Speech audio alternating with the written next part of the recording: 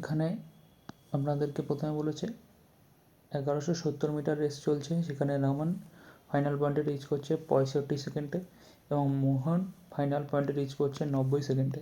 তাহলে কতটা distance Raman bit করছে মোহনের থেকে, ঠিক আছে? তাহলে রোমন 65 সেকেন্ডে ক্রস করে ফেলছে। তাহলে আগে দেখি মোহনের ভেলোসিটি কত।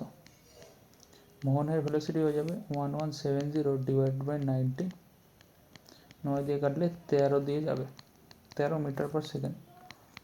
তাহলে 13 মিটার পার সেকেন্ড ভেলোসিটি নিয়ে ও 65 সেকেন্ডে কোন জায়গায় রয়েছে সেটা দেখলে বুঝতে পারবো। তাহলে 65 গণিত 13,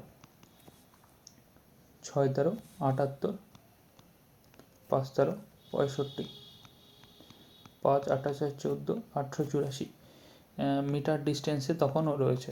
তাহলে এই একটা যদি রেস হয় 1170 মিটার, তাহলে 65 সেকেন্ডে মনে করলাম এই জায়গায় রয়েছে।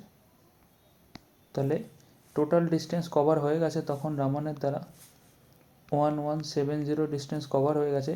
তাহলে এইটুকু ডিস্টেন্স কত হবে? 1170 845 বিয়োগ করে দেবো, এটা কত হয়ে যাবে? 5 4 আগে 5 5 আর 2 7 8 আর 3 11, 325 মিটার এইটাই হচ্ছে বিট করবে, এই ডিস্টেন্সটা বিট হচ্ছে রামানের দ্বারা।